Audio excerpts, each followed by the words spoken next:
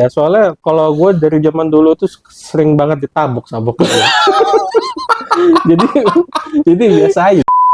Berdiri di meja Nah, resepsionis. kalau udah jam malam, baru kita bisa curi kesempatan. Berarti bahan mejanya bagus tuh ya? Bagus. Sehingga dia nggak rusak kalau diberdiriin di situ. Oh, maksudnya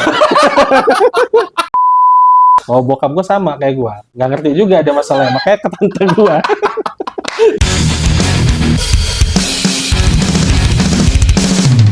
Dari GE Tamien. Malam Jumat jadi pengen cerita kejadian horor pas kerja jadi resepsionis. Pas kebetulan hari itu aku sama temanku shift malam di sebuah hotel lama yang beralih fungsi jadi semi kos. Oh, Oke. dialih fungsikan dari hotel jadi semi kos. Heeh.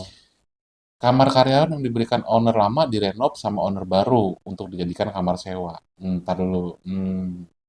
Oke, kamar karyawan berarti mau disewain lagi nih. Ya. Mau nggak mau, malam itu aku sama temenku boyong kasur dan kipas ke dalam toilet. Oh, bener, Gung. Dia di dalam toilet, Gung.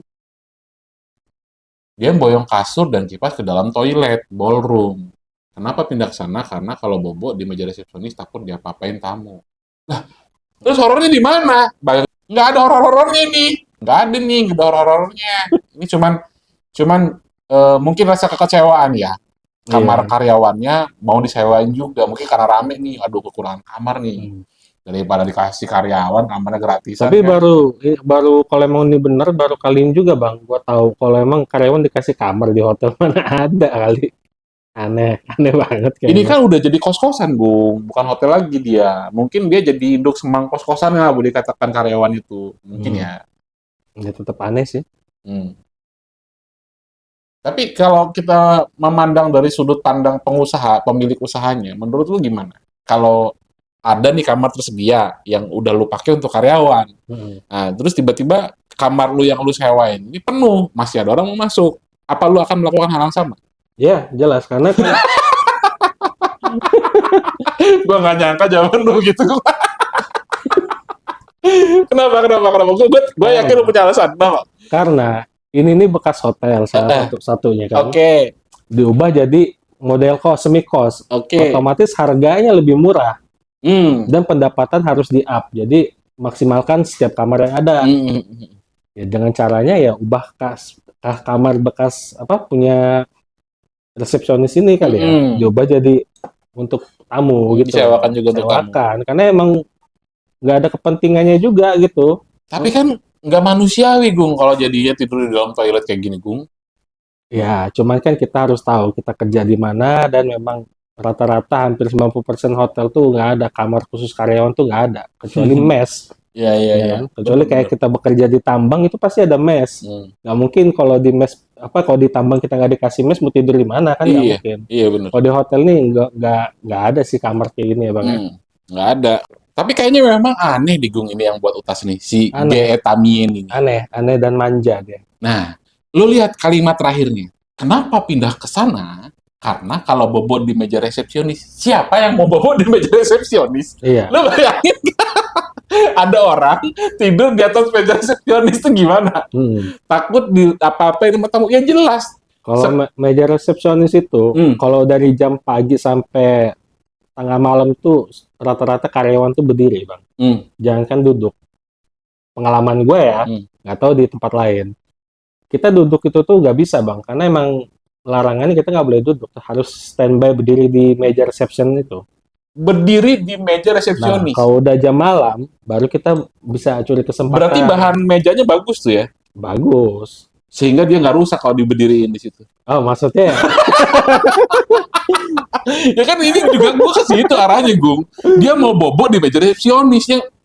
Ya jelas aneh lah. Berarti di atas maksudnya. Iya kan, seperti makanan itu sudah dihidangkan soal. Yang aneh itu pikiran lu sendiri. Soalnya seperti makanan yang sudah dihidangkan. Lo dia rebahannya di atas meja resepsionis kan aneh juga. Udah aneh dah ini. Udah. Maksud lanjut itu udah aneh. Itu terlalu manja itu.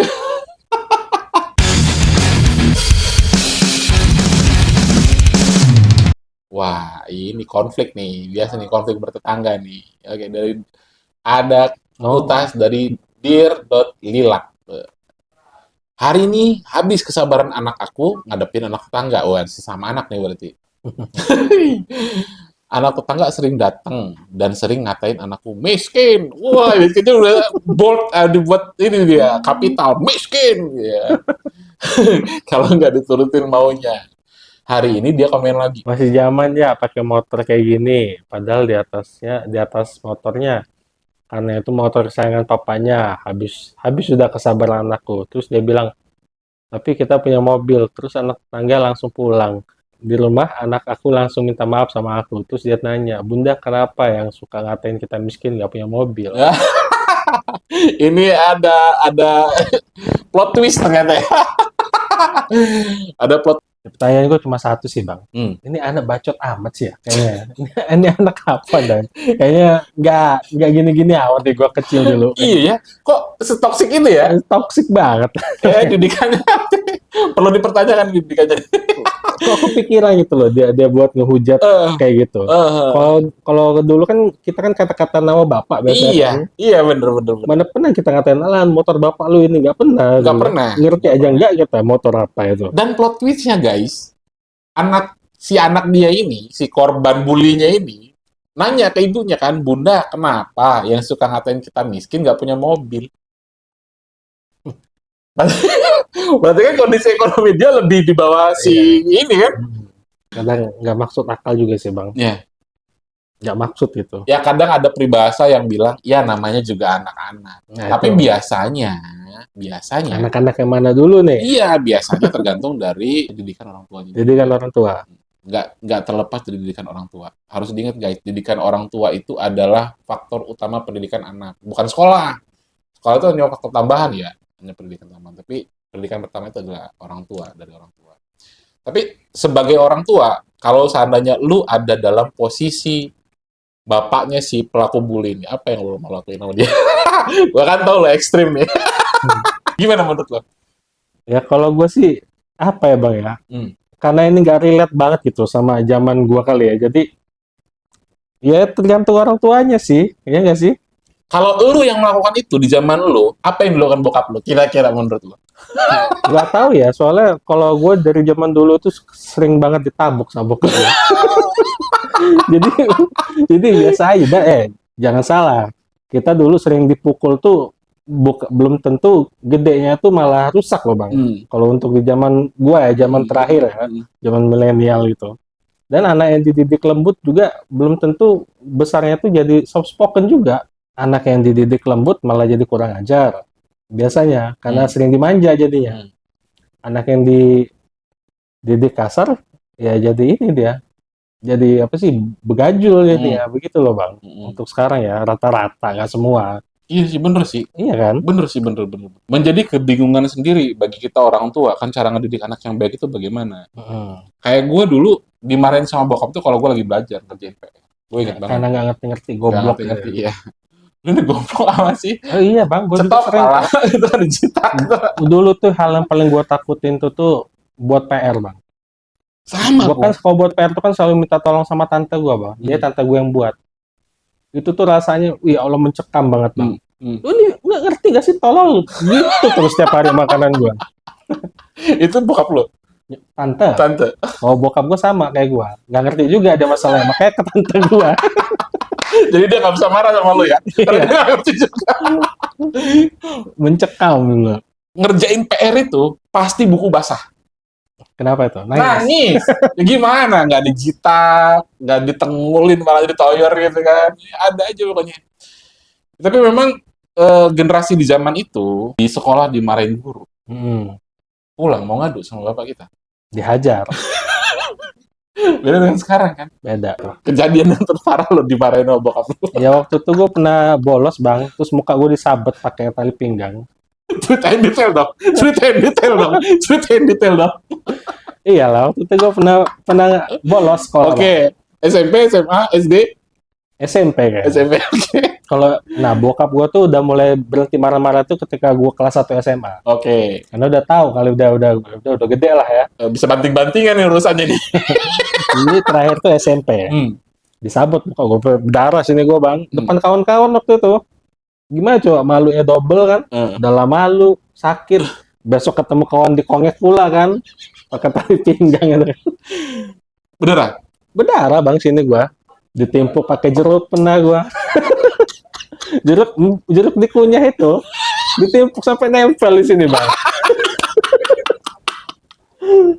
Coba anak sekarang digituin. Itu gimana ceritanya? Iya, karena gue sama kasusnya, karena gue bolos. Karena gue bolos, terus bokap gue datang jalan sambil makan jeruk, gue udah feeling nih. Waduh, kena siksa nih gue nih kan. Bukan masalah sakitnya bang, malunya sama kawan-kawan tuh. Karena lagi ada kawan-kawan kan. Dia udah mulai mendekat, mulai ditimpuk jeruk itu bang dari mulutnya, nempel sini gue. Jadi dilepeh gitu ya? Pok gitu ya? Iya. Sakitnya enggak, malu ya minta ampun.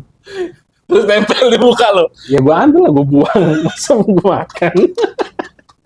gue langsung lari pulang ke rumah karena gue tahu bakal ada siksaan selanjutnya, tapi jangan di sini, di rumah aja. Ya, seenggaknya nggak ada yang lihat. Nah itu kan salah tuh, metode kayak gitu itu salah. Itu tuh harus dibenahi. Kita nggak boleh ngakimin siapapun tuh depan orang ramai, itu nggak boleh.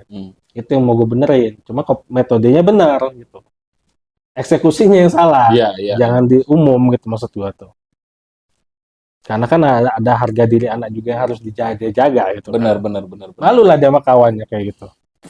Iya, bisa-bisa malah nanti jadi rundungan sama kawan-kawannya malahan kan. Ya gue dirundung ya, cuman namanya udah bebel ya, malah ketawa-tawa bareng aja kita gitu. Bodoh amat gitu kan. Udah sih gue masih kebayang. Bokap lu dateng ya kan, masa muka angker ngunyah jeruk. Begitu deket dia lepeh, woi, pak. Tapi mental kita memang tangguh boleh dikatakan ya di zaman itu ya. Milenial tuh tangguh mau ya. Udah di luar milenial tuh udah mulai tuh udah agak rentan tuh gara-gara K-pop tuh. Lu hujat lu nanti. Kita juga punya K-pop lu dulu, Epor dulu kita nontonnya. Emang Korea tuh, Taiwan itu. Kan yang penting kan kalau bentuk kayak gitu Epor apa? K-pop sama aja sih. Bukan, boy band. Kalau boy band iya. Ya. Kalau K-pop itu udah jelas Korean pop.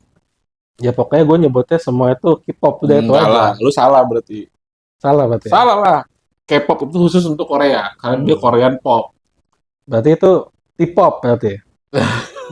Bukan, itu lebih ke boy band. Kalau kita mau nyebut secara global, itu boy band, girl band. Oke. Ya, boy band juga di zaman itu kan banyak, dari Amerika juga banyak. Backstreet Boys, jadi gue tuh NSYNC. Iya, gue tuh nyebutnya sama aja kayak pasta gigi sih. Semua merek gue sebutnya odol bang. Iya kan? Pasta gigi merek apapun nyebutnya odol. Tapi itu sesuai konteks, Bung. Oh, ini beda. Pasta gigi, odol itu ada korelasinya. Nah, kalau lu nyebut K-pop dan dia dari Amerika ya nggak nyambung. Ada korelasinya. Tapi kalau lu nyebut boy band itu general. Oh, general. Iya, general. Ya itulah mungkin pemikiran kolot dari gua kali ya. Lu terlalu kolot berarti. Iya. Ngaku kan lu sekarang? Ya gimana? Kemarin nggak mau ngaku dia. Dulu tuh banyak, sudah boy band tuh sebelum era-era K-pop ini, banyak. Ada yang dari Amerika itu ya, yang ada Westlife bukan dari Amerika. Irlandia kayaknya. Ya, Westlife Irlandia, Backstreet Boys, NSYNC dari Amerika kayak dia. Terus yang dari Taiwan kalau nggak salah si EXO itu ya, si Meteor Garden itu. Itu bagus itu. Bagus, suka gue. Gue aja sampai hafal sih apel kok lagunya sekarang. Coba nyanyi. Gak usah. Berarti kita juga nggak bisa mandang sebelah mata anak-anak sekarang yang suka dengan K-pop dong. Karena hari itu juga kita suka dengan Backstreet Boys, kita suka dengan Westlife, kita suka dengan NSYNC segala macam.